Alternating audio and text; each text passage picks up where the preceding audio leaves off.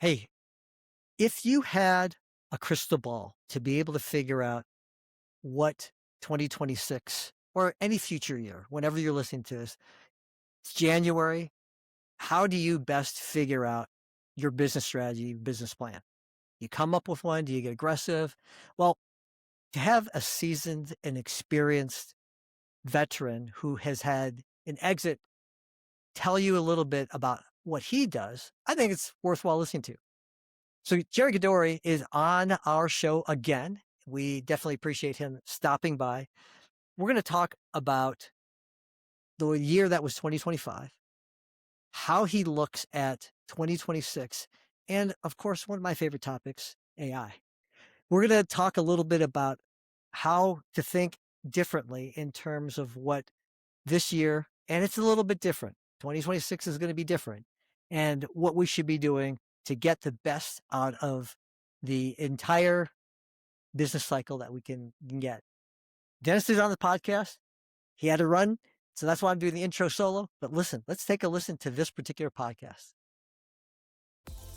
WFH with two guys. Now here's Benny and Dennis. Dennis is, without a doubt, it was an interesting year, right? Yeah. 2025 was, I can say that a lot of things happened and none of them I predicted. I would classify it as just the weird year. It was just a lot of weird, unusual circumstances, and it created worry and confusion, and I'd never experienced anything like it, to be honest. Yeah. And But I've been through recessions and unemployment and all that other stuff. This one was just, it's almost like we're in felt different. quicksand. It's like Yeah. we're stuck in molasses and couldn't move. Yeah. And luckily though, we do have a lighthouse kind of in this storm, the craziness, right? Gerry, thanks for coming back on the show. Thanks for having me, Dennis and Benny. I appreciate it. It's Yeah, our man. pleasure. Yeah. Well, let's talk about 2025. Yeah, we're here in the new year now. We a lot of times we have a tendency to kind of in the new year we just kind of wash away everything, because everything was accumulated last year. Now we're starting over. But let's kind of you know let's kind of talk a little bit about you know us as business owners and how we look forward to the future about what's our best moves today. And just before we start recording about this, we all have a little bit of gray in the temples, and we've been around for a little bit. And for some of the younger business owners and drivers out there, you guys, this may be a first for you. For some of the really young ones, for some of maybe they'll mid-season veterans, you've seen a couple of these. But for us who've seen this before, this isn't necessarily new. It's always different. Talk to us a little bit, Gerry, about what do you kind of think about this in kind of our approach? Yeah, well, I think I'd like to start the stage by talking a little bit about kind of the factors that made it an odd year. We had a big political change in the United States in the beginning of the year. Obviously, the early adoption of AI, very, very reminiscent of the late 1990s with the adoption of the internet as a whole. We had a lot of question and confusion around the way the country and the world were going to go with all the geopolitical uncertainty. And it really manifested in something that I've seen happen in recessions a lot. I'm not saying we were or are in one, but that's that when things are going well, business leaders make a decision and they move on it. When things are going poorly, they make a decision and they move on it. But when there's uncertainty, they tend to sit on when there's an uncertainty and they're uncertain, they tend to sit on their hands and become reluctant to decide. And that leads to, I suspect, a lot of why 2025 was what it was. Right. Because one of our podcasts earlier or mid-year or kind of in the fall, I guess, was about terrorists.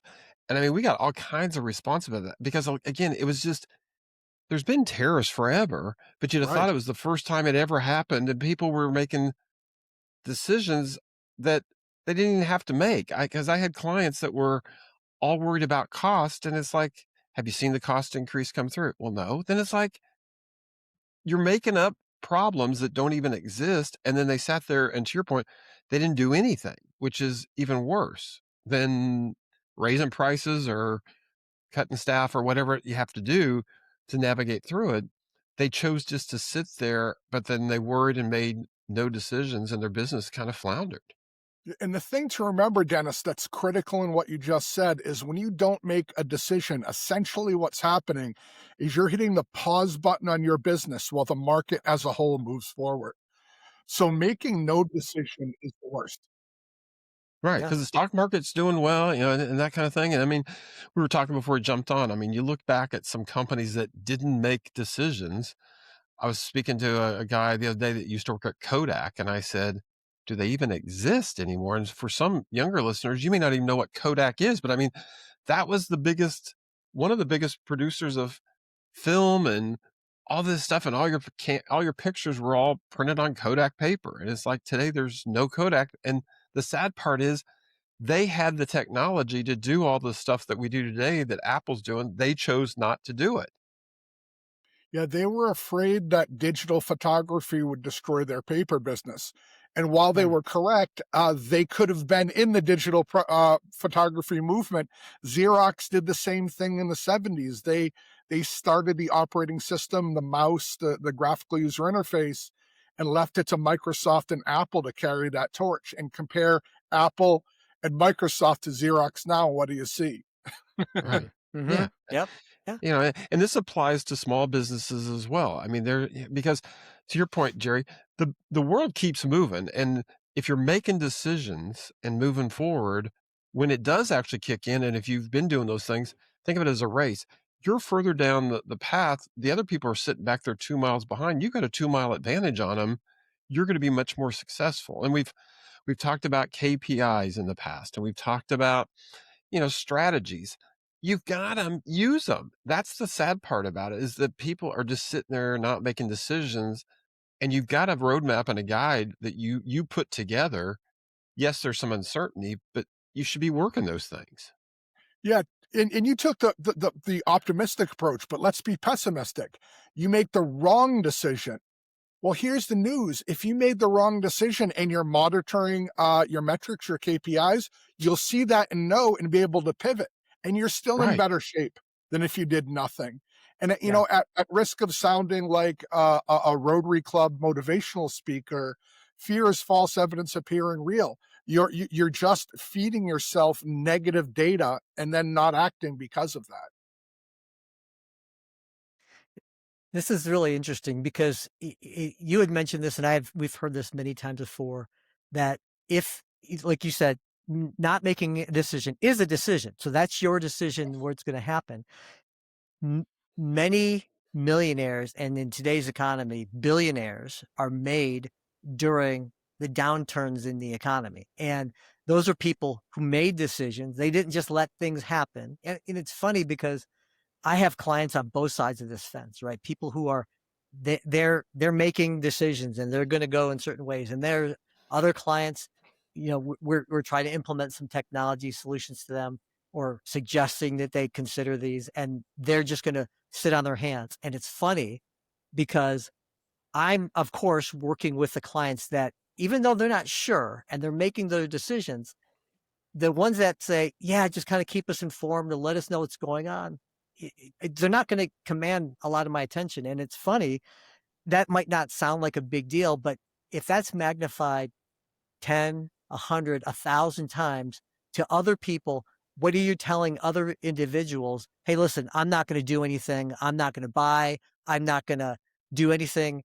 No one's gonna wanna work with you. Vendors aren't gonna work with you, and your clients are gonna be reluctant to work with you because if you are showing indecision during times of crisis, to me, that's a big flag for people and why they should or shouldn't wanna work with you.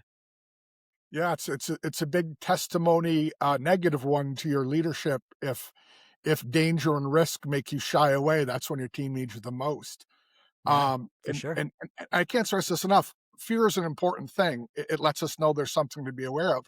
But when you let it master you and you take your money off the field when you retreat, Uh-huh. it doesn't bode well. The reason those folks became millionaires and billionaires is they were able to look at the uncertainty, take a step back from their emotion, get a better view of the field, and then Right. act while other people did just what we're describing, sat on their hands and waited.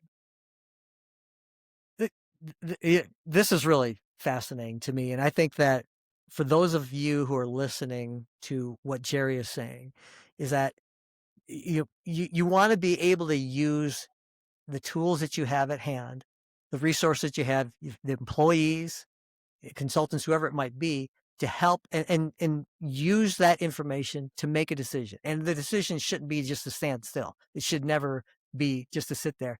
Along those lines, Gerry, obviously, if you think back to the last couple of years, AI, and I was going to come around to this. Dennis definitely knew I was going It's to a talk legal about this, right? requirement in 2026. I knew it was coming. I knew I was coming. Yeah. Yeah.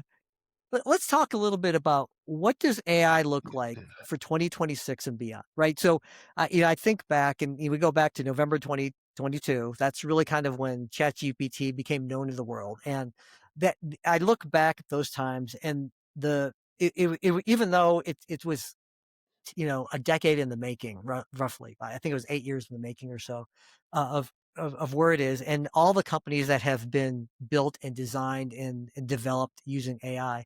We look here in 2026 now, and I think about it's certainly not a mature technology. We still have a long, long way to go. We talk about AGI, ASI, and all these type of things, right? The whole idea about what AI is going to be, the question I ask a lot of my clients now is, what's your AI strategy? How are you going to use AI in 2026? What are your plans for that? And it's always interesting the answers I get back. But Gerry, I'm going to ask you, what do you think?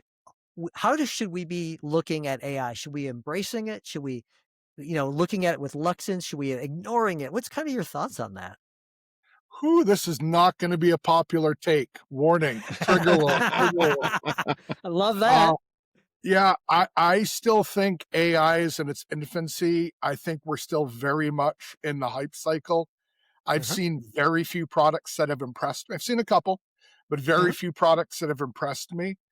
Yep. We used to talk about cutting edge and bleeding edge when it came to technology. And the risk of being a bleeding edge adopter is that you wind up going down the Betamax path instead of the VHS one, which is to say you invest heavily in something that just doesn't wind up happening. So Mm. when it comes to AI, the place that I see as of today, not tomorrow, I think ASI is not nearly as close as people would like us to believe it is. I Mhm. think they're running into a lot of bottlenecks in AI that are pretty predictable, not least of all energy use. We're in Mhm. heart of winter right now, so those of us in the Northeast that have seen our electric bills double over last year's rates, what you're not being told is that a lot of that is to build data centers because energy consumption is up. Mm. The new interest in nuclear energy that's been on the down run since the 70s is solely fueled by the power needs of data centers for AI. So I think there's some real bottlenecks that to be overcome. Again, not least of all, our energy infrastructure isn't capable of that at present.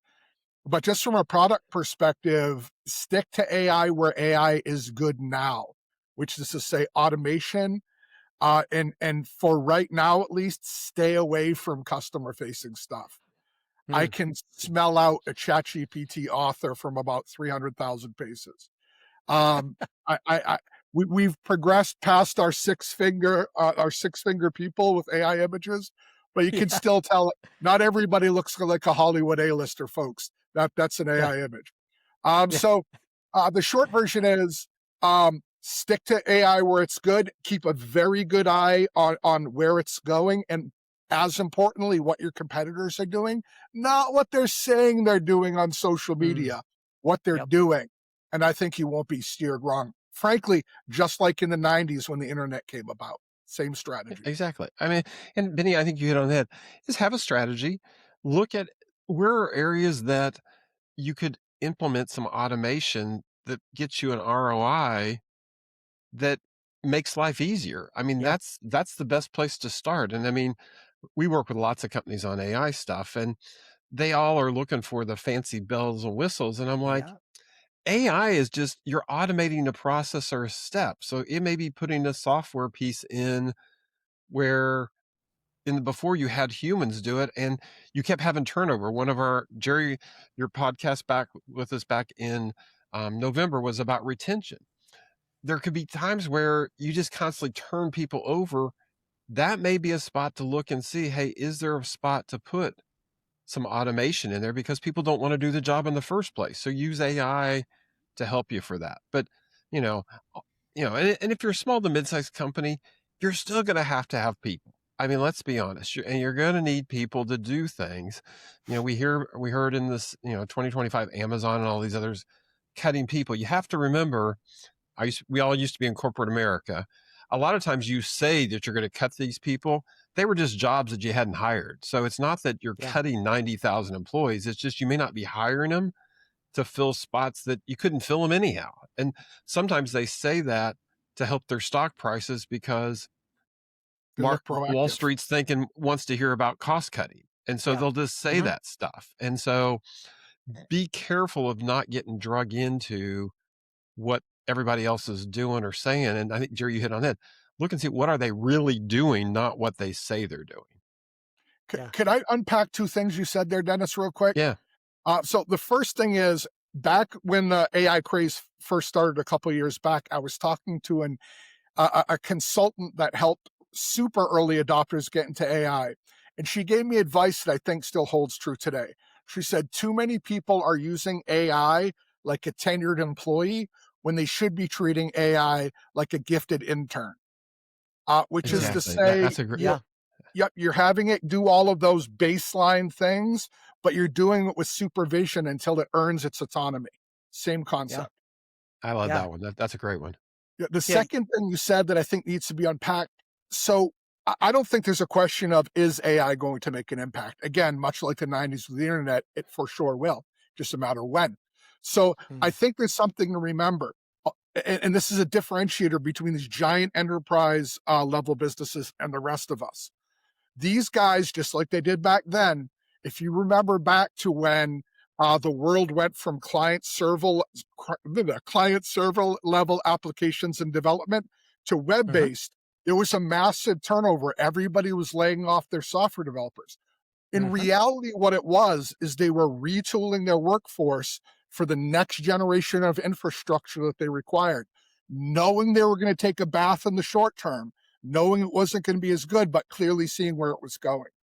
So a lot of these megacorps who have budgets that we do not have, they're investing in the future and foregoing current profitability to do that. They know AI isn't ready yet. They also know it will be ready, and when it is, they want to be on the front end of that. So that's what a lot of these layoffs and turnovers are. They're letting people out one door and pulling them in another. Exactly.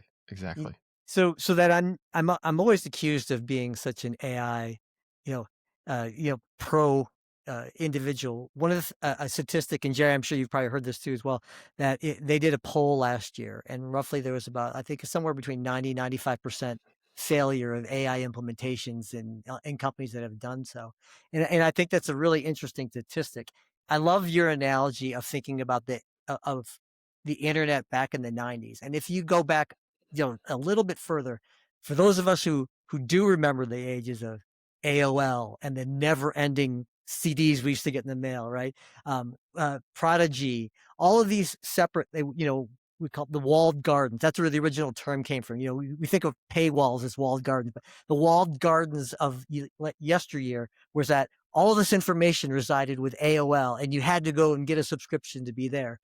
In today's environment, that's kind of laughable, right? And I remember getting onto the internet, and it was such a momentous thing, which was like, oh, now it's everywhere. And I don't think, especially if you're under the age of 30, I don't think you can even relate to the whole Mom, idea. Put down the phone. I'm on the internet.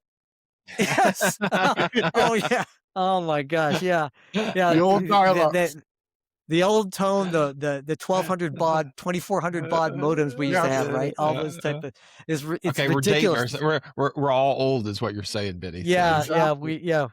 we all have AARP welcome club, cards that we got in the mail. But the truth of it is that we're in a similar situation with AI today, right? And what does the AI look like? What's AI going to look like in 5-10 years from now? And to me, it's an exciting time for those of us out there who are uncertain. And 2026, it's not going to be, there's not definitive things that we can say that absolutely is going to happen. What I know without a doubt, and Gerry, I'm hoping you're going to back me up on this, is that this is going to be a year of change. It's going to be a year of something's going to happen, some announcement, some whatever it's going to be. It's good that we have no idea how to predict. But those of us who are at least planning something, we have a guidebook to go on. Yeah, I think it's planning and having those KPIs, because Jerry hit on this on the head earlier. If you make a bad decision and you've got KPIs in your monitoring, you pick it up quick and you pivot. And as a small business, that's what you're great at. It's the big companies, it's a little tougher. That battleship, it turns a little slower.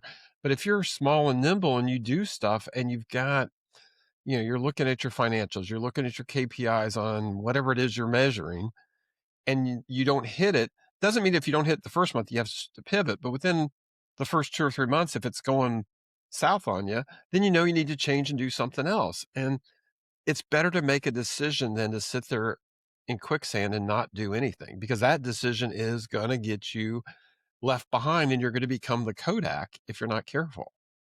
In fighting, we call that being flat-footed. You're not ready to move. But I'd like to build on what both of you said, and I'd love for everybody to think about this in 2026. Folks, we live in a world where everything is painted in extremes in a 24-hour news cycle. So what's happening now with AI, again, history doesn't repeat itself, but it often rhymes. Very similar to what happened with the internet. Just remember, it's standard business cycle, folks. We're on the beginning edge of the curve. We're in hyper growth mode. It's going to hit a peak. It's going to crash and consolidate, and then the winners are going to emerge. And the way that you make those determinations is by staying plugged in and listening to the data and letting the more frantic, extreme language fall off your back like water on a duck. And you'll be in a good position for 2026. If you get either sucked up in inertia by sitting still or get sucked up into the crazy fear rhetoric that everyone said, the Weather Channel uses it now. It's not raining out. It's that there's water flying from heaven to impact your face. Just everything is in this extreme language. If you get sucked into that, it doesn't serve you at all. This has really been an interesting conversation. And I think that for the folks out there who are excited about 2026 and understand that they're going to be making decisions, that's what we are. We're decision makers in our business, right? We're not just business owners. You have to be decision makers, right? So what are some takeaways here? Maybe you can give us 2 or 3 takeaways, Gerry, that make sense in terms of what we should be doing for 2026. Absolutely. Now, real quick, whenever you're talking about a whole year, you're talking strategy, not tactics. I clearly don't have a crystal ball, or I just play Powerball instead of running a business. It'd be a lot easier. So there's 3 quick things I like to do at the beginning of every year. Number 1, I look back at last year and ask myself some questions. What did I do well? What could I have done better? What did I learn? That sort of a thing. Kind of an after-action report for the year. I use that data to combine with my second step, which is looking at what people I respect are saying about the upcoming year. What do they foresee this year to be? When I combine those 2 pieces of data, my own experiences in my own house with what people I respect are saying, then I do the third thing. And that's I create a loose framework plan for the year.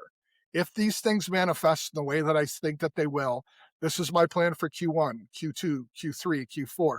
With most of the focus on Q1. Q4 is solely the end point. I'm not going to pretend I know what's going to happen in Q4 objectively, but I know where I want it to be. So my level of detail decreases as I move forward. And then as I work my way through Q1, I do the same thing. I look back at Q1 and do what I just described, same exercise, and focus on Q2. And that's how I plan my year. And frankly, my friends, 2026 will be no different. But in 2027, it may be that my computer does that for me and tells me all about it. I don't know. There you go. We'll have to figure that one and we'll stay tuned. Gerry, Yeah. listen, this has been great. I know there are going to be some people who have some questions that may want to reach out to you and be able to, maybe you could help them out from their particular case. What's the best way for people to get a hold of you? I spend an embarrassing amount of time on LinkedIn. That's probably the easiest way. Or my website, redbeardsol.com, or my other website, destinationemployer.co. You can book time with me on either of those as well. Gerry, this has been, as usual, an amazing discussion. Appreciate the time. This is, I hope some people take to heart what you said, and I think it's something that we all should be doing. So thanks again for stopping by. Thanks for having me, guys. All right. Take care, and everyone have a great week. Okay, you too. You've been listening to WFH with Two Guys. We'll see you next time.